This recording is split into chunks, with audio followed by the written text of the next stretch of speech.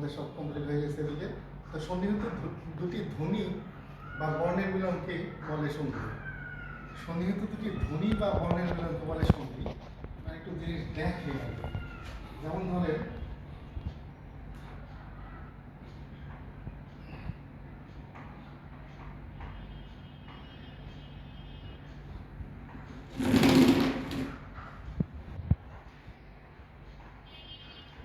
কালো কালি বানাই নেন স্যার।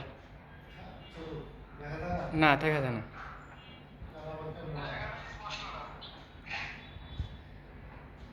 ওই চাপ দেন স্যার, আমি দেখে দিই, এটি ঘুরেন।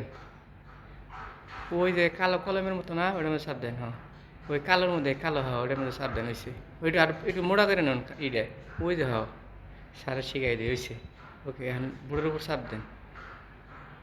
হ্যাঁ, এটা মুইসা লেখেন স্যার। অনেক সময় যেটা সমস্যা হয়, আপনারা দেখতেছেন যে শুভ পিছার সময় শুভেচ্ছা, বাচ্চাদের ধারণা হয় যে শুভেচ্ছা এই শুভ আর পিছে দুটো শব্দ মনে হয় সন্ধি হয়েছে। ব্যাপারটা কিন্তু আদৌ তা না। এখানে সন্ধি হয়েছে সময়ের অ, ইচ্ছার ই, এই দুইটা মিলে।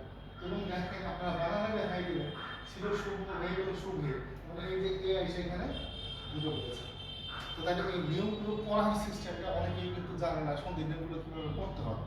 এটা আপনারা পড়ে দেবেন, অকারের পর ইকার থাকলে দুইটা মিলা একার হয়। আর একটু অ্যাড করে বলতে পারেন, অকারের পর ইকার থাকলে দুইটা মিলা একার হয়, এটার পরবর্তী বর্ণের সাথে যুক্ত হয়। হ্যাঁ, হাতে নিয়ে করতে। আচ্ছা, এটা একটু সামনে এনে দিয়ে দেবো।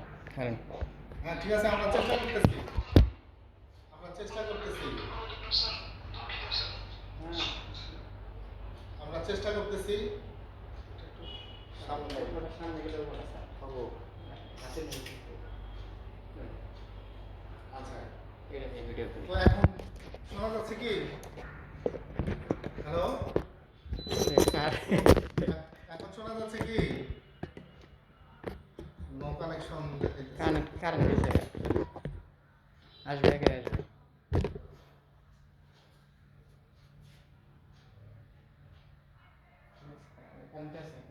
আচ্ছা, হ্যালো। তো ওই টেকনিক্যাল কিছু সমস্যা হয়তো কারেন্ট গেছিল, কারেন্ট চলে গেছিল। তো যেটা বলতেছিলাম যে আপনারা এইভাবে নিয়মগুলো একটু পড়ে বুঝাই দিবেন ওদের, যে কোথায় যায় কি হলো। এরপর সন্ধি কত প্রকার, এটা প্রকারভেদ অনেকেই অনেকভাবে প্রকারভেদটা আঁকে, অনেকেই অনেক রকম করে প্রকারভেদ দেখায়, কিন্তু আমরা প্রকারভেদটা একটু অন্যরকম করে দেখাই। একটু দেখেন,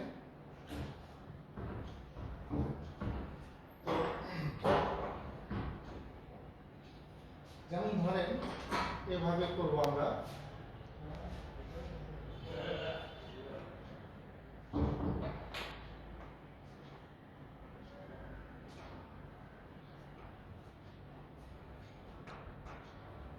বাংলা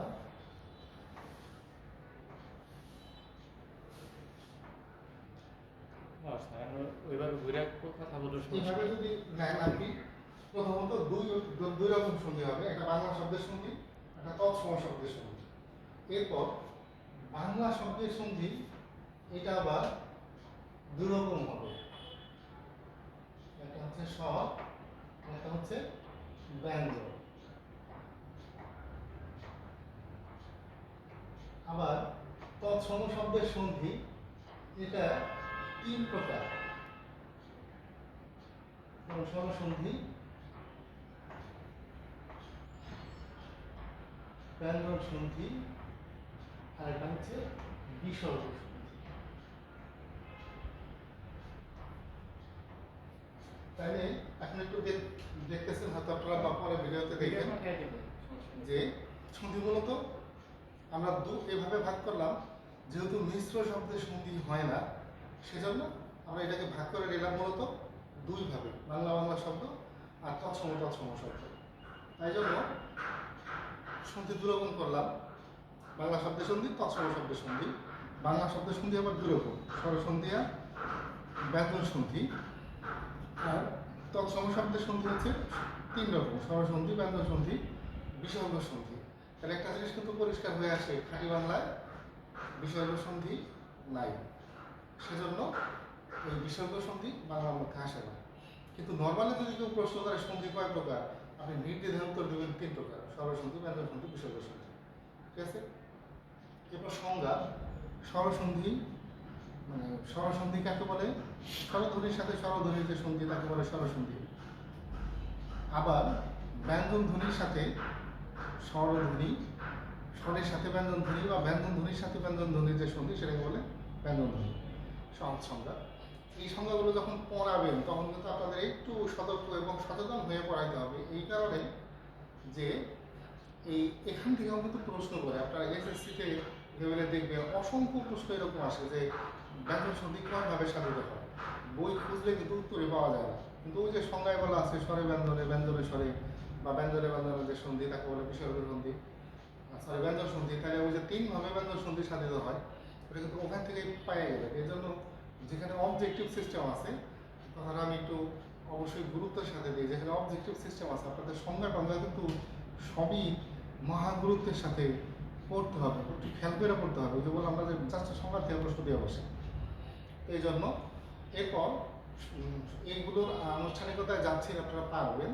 বিসর্গ সন্ধিটা কি এটা নিয়ে একটু কথা বলে দিই, অনেকে বুঝে না। এইভাবে সংজ্ঞাটা বলা আছে: বিসর্গের সাথে স্বর অথবা ব্যঞ্জনের যে সন্ধি তাকে বলে বিসর্গ সন্ধি। এখন এটা অনেকের ক্ষেত্রে হয়তো জানা থাকে না যে এই বিসর্গ মানে আমরা যে অনুসারার বিসর্গ বলি সেইটা না, এই বিসর্গটা একটু অন্য জিনিস। আসলে একটু দেখি ওই বিসর্গটা। যেমন ধরেন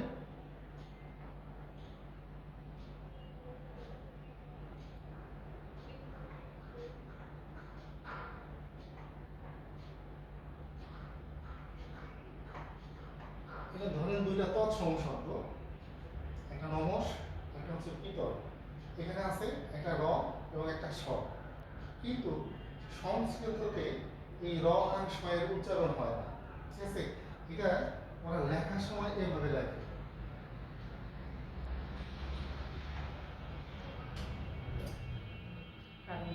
সরি, আমাদের আবারও বিদ্যুৎ সমস্যা দেখা যাচ্ছে, কিন্তু এখন কি তো যেহেতু বিদ্যুতের একটু সমস্যা হইতেছে, বারবার যাচ্ছে আসছে, টেনশন নেন না। তাহলে তৎসম শব্দের র আর স, কারণটা আসলে আমরা ভিডিও করছে তো, আমরা আবার পরে দেখাবো। তৎসম শব্দের র আর স, কিন্তু সংস্কৃততে সেটি লেখা হয় বিসর্গ দিয়া। কিন্তু মজার জিনিস হলো সত্যি উচ্চারণ হয় হলো হ দিয়া, হ দিয়া। এই যে তৎসম শব্দের র আর স, এই দুইটার সংক্ষেপে লেখা হয় বিসর্গ দিয়া। এই জন্য এই বিসর্গ মানে জেনে রাখবেন কখনো র এর সংক্ষেপ, কখনো স এর সংক্ষেপ। এই জন্য বিসর্গ দু প্রকার হিসাবে চিহ্নিত করা হয়, একটা রজাত বিসর্গ, একটা স্বজাত বিসর্গ। তাহলে বিষয়টা আরেকবার ঘুরে পরিষ্কার করে, তৎসম শব্দের র আর স লেখা হয় বিসর্গ রূপে, কিন্তু উচ্চারণ হয় হ রূপে।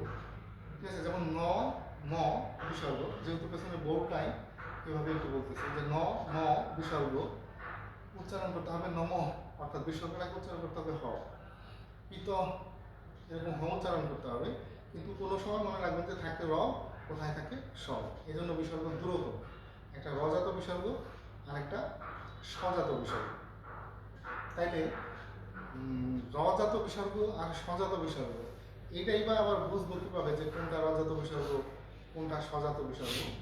এটা বোঝা মোটামুটিভাবে সহজ, একটা সহজ দেখবেন যে যেটা রজাত বিসর্গ সেই রটা পরবর্তীতে আবার ফিরে আসবে, আবার যেটা স্বজাত বিসর্গ সেই স্বটা আবার পরবর্তীতে ফিরে আসবে।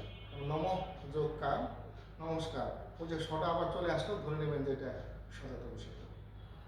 ঠিক আছে? এজন্য যে সহজে কিন্তু বলা যায় যে বিসর্গের সাথে স্বর অথবা ব্যঞ্জনের যে সন্ধি তাকে বলে বিসর্গ সন্ধি, কিন্তু ভেতরের ব্যাপারটা একটু আলাদা। ঠিক আছে? এখন বিসর্গ সন্ধির সাথে কিছু কিছু বানানের নিয়ম আছে, খুব কঠিনভাবে সম্পর্কিত। আপনি যদি ওই বিসর্গ সন্ধির নিয়মগুলো ভালো মতো খেয়াল না রাখেন তাহলে কিন্তু ওই বানানগুলাতে ভুল করে ফেলবেন। যেমন নি যোগ রোগ সমান নিরোগ, এখানে কি বলে রজাত বিসর্গের পর যদি অন্তস্থ র বা অন্তস্থ ধরে থাকে তাহলে প্রথম রস্বইকারটা দীর্ঘইকার হয়ে আসে। এই জন্য নিরোগ বানানে কিন্তু দীর্ঘইকারটা লিখতে হয়। এরকম কোনো কোনো সময় বিসর্গটা ফিরে আসে, মানে বিসর্গটা লেখা লাগে শব্দের মধ্যে, হলেই তো যোগ করবে তো বলবে। ঠিক এই ধরনের অসংখ্য বানানের নিয়ম আপনাকে বিরক্ত বিব্রত করবে। সুতরাং ওই সন্ধির নিয়মগুলো কিন্তু আপনার একটু খেয়াল রাখতে হবে। ঠিক আছে। আবার দেখবেন কোথাও জফলা হচ্ছে বানানে, আবার কোথাও জফলা হচ্ছে না, কোথায় জফলা আকার হচ্ছে, কোথায় আকারটা হচ্ছে না। এই যে একটা ঝামেলা, এটা সবই কিন্তু আপনার সন্ধির নিয়মের সাথে। সবসময় খেয়াল রাখবেন, বাচ্চাদের আপনি পড়াবেন সন্ধি হচ্ছে শব্দ গঠনের একটা পদ্ধতি, শব্দ গঠনের একটা প্রসেস, এটা ঠিক আছে। কিন্তু আপনি ব্যক্তিগতভাবে করবেন হচ্ছে সন্ধি হলো শব্দ তৈরির একটা নিয়ম, প্লাস সন্ধি হচ্ছে অতি অবশ্যই বানানের নিয়ম। মনে রাখেন প্রত্যেকটা সন্ধির নিয়ম মানে প্রত্যেকটা করে বানানের নিয়ম, ঠিক আছে। মামা ইনকামিং করতেছে, ঠিক আছে। তো এজন্য আমাদের যেটা খেয়াল রাখতে হবে যে এই সন্ধির কিন্তু বানান আমার মানে অবশ্যই মানে হঠাৎ করে পেছনে বোর্ডের বিদ্যুৎ সংযোগ নেই, তাই আমি বোর্ডে দেখাতে পারছি না, কারণটা আসলে অবশ্যই দেখাবো। আচ্ছা, এরপর যে সন্ধির উদ্দেশ্য, ঠিক আছে, যে কেন সন্ধি পড়তে হয়, বাচ্চারা অনেক সময় প্রশ্ন করে, তাহলে আপনাদের একটু বোঝাইতে হবে যে সন্ধির ফলে শব্দ শ্রুতিমধুর হয়, তারপর সন্ধির ফলে শব্দ নতুন নতুন শব্দ তৈরি হয়, সন্ধি ভাষা শ্রুতিমধুর উচ্চারণের আয়াস এগুলো কমাই দিয়ে উচ্চারণ তাহলে সুন্দর এবং আকর্ষণীয়। আমাদের বোর্ড আসছে, আমরা বোর্ডে আপনাদের দেখাই বড়, ঠিক আছে। তো ধরেন যে একটু আগে যেটা বলতেছিলাম যে এরকম কৃত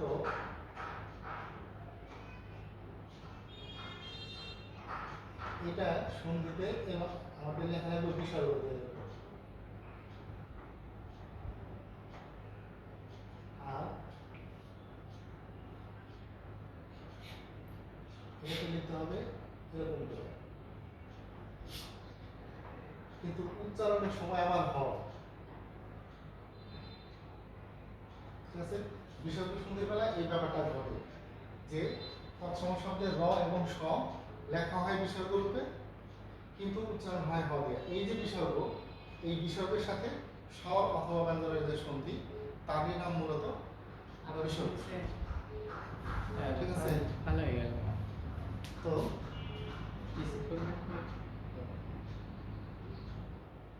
আসসালামু আলাইকুম মামা, এই মোবাইলটা ভিডিও ক্লাস করাইতেছি, পরে ফোন রেস্টি করা।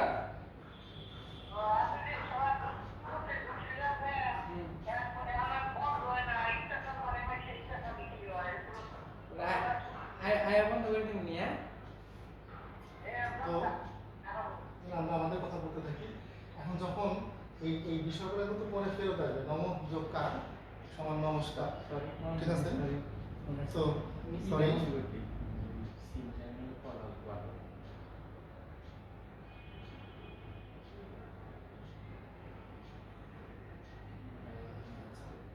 তো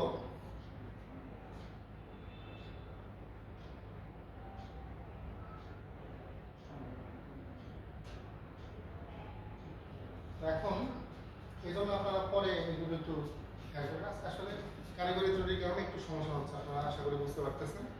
এরপর ধরেন সন্ধির নিয়মগুলো, ঠিক আছে। সবগুলো নিয়মই আপনারা বাচ্চাদের পড়াবেন না, বাছা বাছা কিছু নিয়ম আছে এগুলো। তো এর মধ্যে কিছু সংক্ষেপে বানান আছে, আমি একটু দেখাই। আপনারা তো অবশ্যই জানেন বাংলা বর্ণমালায় প্রথম শব্দটা হলো হ্রস্ব স, তারপর একটা দীর্ঘ স, প্রথমটা হ্রস্ব স, তারপর একটা দীর্ঘ স।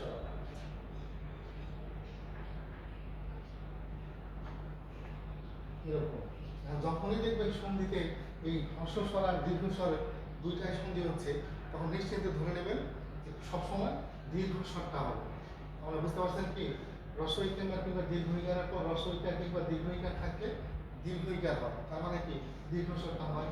অকার কিংবা আকারের পর অকার কিংবা আকার থাকলে দুটা মিলে কি হয়, আকার হয়, তার মানে দীর্ঘ স্বরটা হয়। আবার রস্ব উকার কিংবা দীর্ঘ উকারের পর রস্ব উকার কিংবা দীর্ঘ উকার থাকলে দীর্ঘ উকার হয়, তার মানে দীর্ঘ স্বরটা হয়। এই জন্য এটা খেয়াল রাখলে স্বরসন্ধির বহু নিয়ম আপনারা সিম্পলি মনে রাখতে পারবেন, ঠিক আছে। যে হ্রস্ব স্বর আর দীর্ঘ স্বর যদি একসাথে সন্ধি হয়, তাহলে সন্ধিতে সবসময় দীর্ঘ স্বরটাই হয়, ঠিক আছে। এরকম আবার কোনো কোনো জায়গা আছে যেখানে সন্ধি করা লাগে না, ঠিক আছে, আমরা একটা পরে আসবো। তাহলে সন্ধির নিয়মগুলো কিন্তু একটা করে ওয়ান বাই পড়ানোর পিছনে আপনারা নিজেরাও জানেন, যেটা পড়লে খুব ইজিলি বোঝা যায়। ঠিক আছে, তাহলে আমার যেটা কথা ছিল যে কিছু সহজায়ন সূত্র করে নেওয়া যায়, যেমন একটু আগে আমি একটা দেখালাম, এবং আপনারা নিজেরা নিজেদের মতো করে সহজায়ন করে নেবেন। করে নিলে কি হবে, আপনাদের মনে রাখা সহজ হবে, প্লাস আপনারা যখন শেখাবেন বাচ্চাদের তখন আর ওই একটা একটা করে শেখানোর দরকার নেই। যেমন যে বললাম আমি, যে হ্রস্বস্বর আর দীর্ঘস্বর যদি পাশাপাশি থাকে, চোখ বন্ধ করে দীর্ঘস্বরটা শুনতে হয়, তাহলে এই নিয়মের যতগুলো করবো আপনাদের একটা মুখস্থ করতে হবে না। ঠিক আছে, তারপর প্রত্যয়ের মধ্যে একটা সূত্র আছে, গুণ আর বৃদ্ধি। এই গুণ আর বৃদ্ধির সূত্রটাও যদি আপনারা ভালো মতো শিখেন, তাহলে দেখবেন যে বাংলায় যতগুলো স্বরসন্ধি, বিশেষ করে সংস্কৃত স্বরসন্ধি, এর সবগুলোই হচ্ছে মূলত ওই আপনার গুণ আর বৃদ্ধির সূত্র। ঠিক আছে, ওগুলো করলে আশা করি পেয়ে যাবেন। এরপর ধরেন যে ব্যঞ্জন সন্ধিরও কিছু নিয়ম আছে, যেগুলো হলো মানে কি বলে একটু সহজায়ন করে আপনাদের শেখা লাগবে। যেমন একটা নিয়ম আছে, যেমন ধরেন যে অঘোষাল বর্ণের পর যদি ঘোষ মহাপ্রাণ বর্ণ থাকে, সব মিলা ওই বর্গের ঘোষ মহাপ্রাণটা হয়। এত কাছে না যায় যদি আপনারা সহজ করে বলেন বাচ্চারা, যে বর্গের প্রথম বর্ণের পর তৃতীয় বর্ণ থাকলে সব মিলে বর্গের তৃতীয় বর্ণ হয়, এবং বাকি যোগ ধারা বাগ ধারা। ঠিক আছে, এইরকমভাবে কিছু সহজায়ন, কিছু সূত্র আপনারা করে নেবেন। আর আরেক ভাই, আপনি এখন নিয়ম কি বলে আপনার ক্যামেরা অফ করেন, সমস্যা হচ্ছে আমাদের। ঠিক আছে, আপনার ক্যামেরাটা অফ করেন, ফ্যান লাইট দেখা যাইতেছে। ঠিক আছে, তো এরপর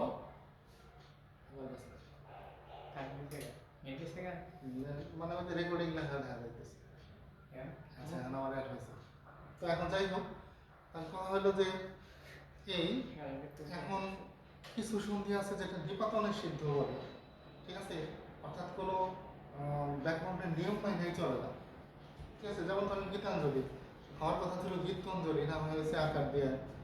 কারণ এই সমস্ত নিয়মগুলো যেগুলো ব্যাকরণের নিয়ম মেনে চলে না, সেগুলো তো বলা হয় হলো নিপাতনের সিদ্ধ, অর্থাৎ কোনো নিয়মের অধীন না। এই নিপাতনের সিদ্ধ সন্ধিগুলো আপনারা একটু কষ্ট করে মানে কি বলবো মুখস্থ করতে হবে, কারণ এটা উপায় নেই তাছাড়া।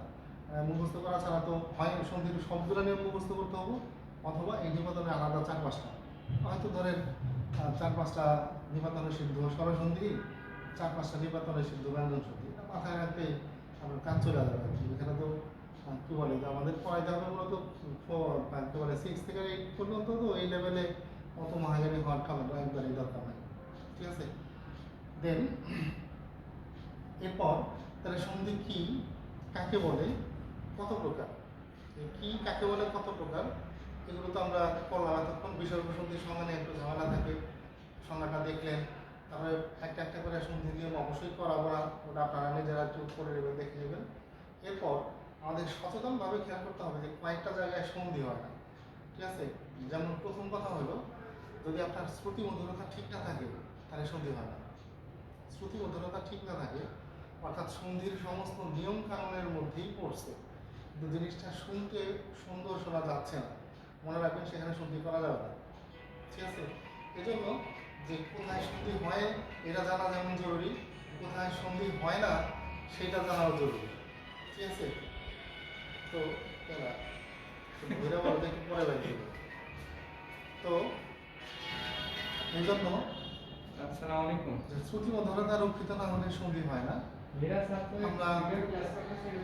একটা জিনিস আপনাদের দেখাই, উদাহরণে শ্রুতি মধুরতার বিষয়টা। মৃত্যুতে একটু ঝামেলা করতেছে, এটা একটা বড় সমস্যা। তো এখন শ্রুতি মধুরতার বিষয়টা, যেমন ধরেন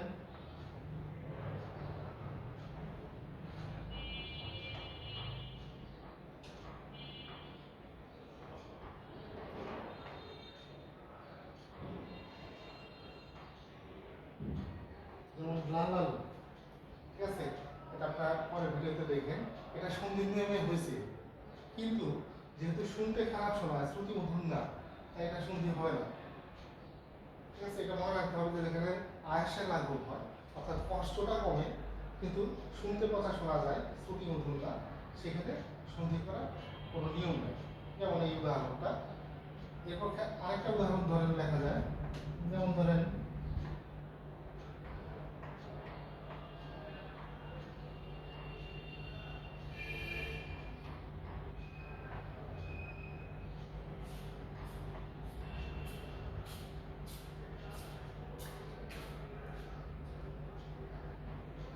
এইটা এটাও সন্ধি হবে না। যদি সন্ধির নিয়ম অনুযায়ী এটা একবারে সব ঠিক আছে, ঠিক আছে, তাহলে যেখানে শ্রুতি মধুরতা রক্ষিত হয় না সন্ধি করবেন না, যেখানে শুনতে কথা শোনায় আয়াসের লাঘব হয় সন্ধি করবেন না। যদি মিশ্র শব্দ হয়, যেমন ধরেন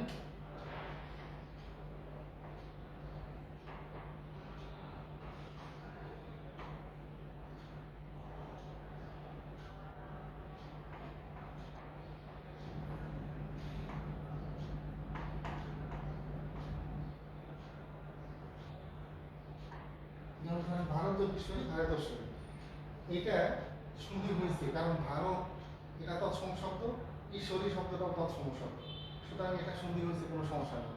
কিন্তু এটার সাথে মিল রেখে যদি আপনি করেন আমেরিকা যোগেশ্বরী আমেরিকাশ্বরী, ইংল্যান্ড যোগেশ্বরী ইংল্যান্ডেশ্বরী, জাপান যোগেশ্বরী জাপানেশ্বরী, এটা হবে না।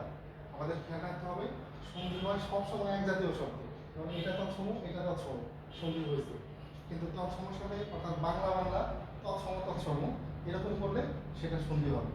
কিন্তু ওই মিশ্র শব্দে বাংলার সাথে তৎসম তৎসম শব্দে বাংলা, খাঁটি বাংলার সাথে বিদেশি, এগুলোর ক্ষেত্রে একবারে সন্ধি হবে না, ঠিক আছে। আরও একটা জিনিস খেয়াল থাকলে রাখতে হয়, সেটা হচ্ছে যদি কখনো ক্রিয়াপদ হয় তখন কখনো সন্ধি হয় না। যেমন ধরেন চিন্তিত যোগ আছি, সন্ধি করে আপনি বলেন যে চিন্তিত আছি, তাহলে এটা হবে না, কারণ ক্রিয়াপদের সাথে বা ক্রিয়াবাচক পদের সাথে কখনোই কোনো সন্ধি করতে হয় না। এবং বাংলায় বাক্যের সন্ধি হয় না।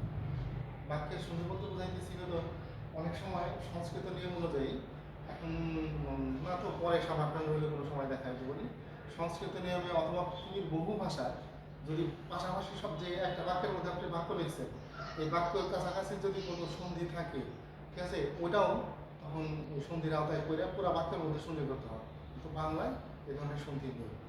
আচ্ছা, আরও একটা জিনিস আপনাদের ব্যবহারটা আগে আগেই বলে দিই, বাচ্চাদের অনেক বেয়ারা প্রশ্ন আপনাকে করবে, যে বেয়ারা প্রশ্নের উত্তর আপনি এখানে সন্ধি থেকে কিন্তু নিতে পারবেন। যেমন প্রতিযোগ আশা প্রত্যাশা, এখানে জফরার পরে আকার আছে, আবার প্রত্যহ, ঠিক আছে, এখানে আকার নেই কেন, এই উত্তরটা আপনাকে দেবে সন্ধি, ঠিক আছে। আবার কোনো কোনো সময় যেমন তাকে বললাম যে নীরবে দীর্ঘইকার হয় কেন, এই ধরনের অসংখ্য প্রশ্ন, অসংখ্য বানান, অসংখ্য ঝামেলার উত্তর আপনাকে দেবে হচ্ছে এই সন্ধি।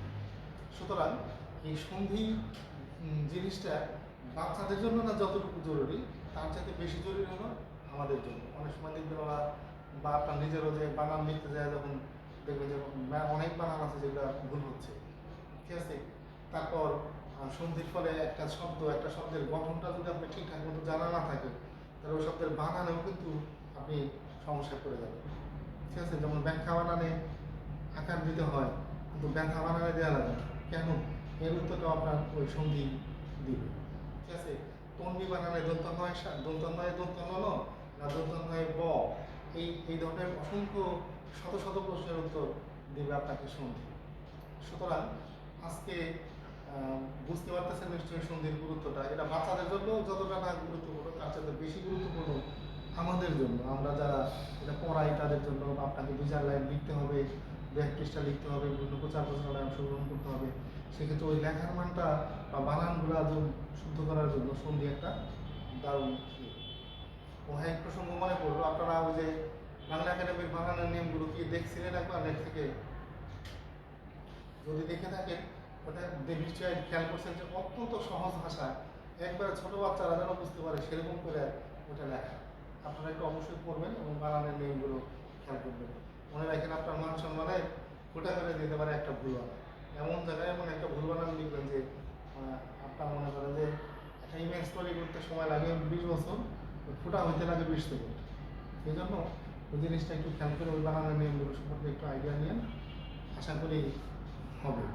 তো কেউ ভাইয়েরা এবং বন্ধুরা আছেন, আজকে আলোচনাটা কিন্তু আমি শেষ করতে চাচ্ছি, ঠিক আছে।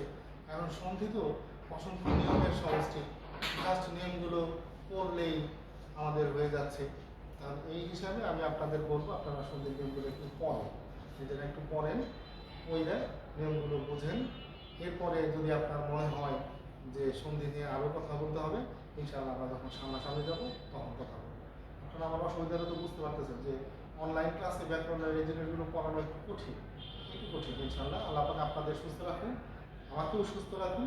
আমরা যখন সামনাসামনি হবো তখন যত সমস্যা যত কথা আছে আমরা পরস্পর অভিজ্ঞতা শেয়ার করবো। ঠিক আছে, যেমন ধরেন মানে অনেকে বিশ্বাস করতে চায় না, যেমন ধরেন কারক করা হবে এখন এই বোর্ড ছাড়া এইভাবে এক হাতে মোবাইল ধরে কীভাবে এত কারকে শত শত উদাহরণ লিখতে হবে আমাকে সম্ভব এটা। সুতরাং এই জন্য কিন্তু আমি বারবার বলতেছি যে আমরা যখন সামনে হবো ইনশাআল্লাহ তখন কথা বলবো। আপনারা আবার শুধু অন্যভাবে নিয়ে না বিষয়টাকে। তোদের আজকে এই পর্যন্তই থাকলো। ঠিক আছে, আর আপনাদের কালকে পরীক্ষায় আগেও যেমনটা বললাম কালকে ক্লাস শেষেই আপনারা প্রশ্নটা পেয়ে যাবেন। ঠিক আছে, তারপর সেখানে কীভাবে কী উত্তর দিতে হবে আমাদের টেক এক্সপার্ট যারা আছে তাদের কাছ থেকে আপনারা একটু শুনে নেবেন। আজকে শেষ করতেছি, ভালো থাকেন সবাই। এবং আজকের সম্পর্কে যদি কোনো প্রশ্ন কথা বলা মত বিনিময় থাকে তাহলে বলেন, শুনি। হ্যাঁ, ওয়ালাইকুম আসসালাম। জি আলহামদুলিল্লাহ।